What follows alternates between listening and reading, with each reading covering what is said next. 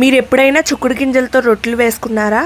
వేసుకోకపోతే ఈ process follow అవ్వండి. వేసుకుంటే ఏ ప్రాసెసో కామెంట్ చేసేయండి. దీనికోసం ముందుగా చిక్కుడు గింజల్ని ఉడకబెట్టుకోవాలి. ఉడకబెట్టుకున్న తర్వాత చిక్కుడు గింజలు తీసి పక్కన ఉంచుకోవాలి. ఇప్పుడు ప్రాసెస్ ఎలాగో చూద్దాం రండి. ఫస్ట్ వరిపిండి తీసుకోవాలి. తర్వాత చిక్కుడు గింజలు ఉడకబెట్టుకున్నవి ఏవైతే ఉన్నాయో అవి వేసి కొంచెం జీలకర్ర, ఉల్లిపాయలు, పచ్చిమిరకాయలు వేసుకోవాలి. కావాలంటే అల్లం ముక్క కూడా వేసుకోవచ్చు తురిమేసి. సరిపడినంత ఉప్పు వేసి బాగా మిక్స్ చేయాలి. దగ్గరికి వచ్చేంత వరకు మిక్స్ చేయాలి. ఈ పిండి కలిపేటప్పుడు మనం వేడి నీళ్ళు పోసుకుంటే బాగా కలిసిద్ది పిండి. మనం వేడి నీళ్ళు కాకుండా చన్నీళ్ళు పోస్తే గట్టిగా అయిపోతాయి రొట్టెలు. ఇలా వేడి నీళ్ళు పోస్తే చాలా బాగుండిద్ది తినడానికి కూడా. ఒక గెరిటె తీసుకొని బాగా కలపాలి చల్లబడేంత వరకు. చల్లబడిన తర్వాత ఇలా రౌండ్ ముద్దలా చేసుకొని రొట్టెలా వేసుకొని ఆయిల్లో వేసుకుంటే చాలా టేస్టీ అయిన వరి రొట్టెలు రెడీ అయిపోతాయి.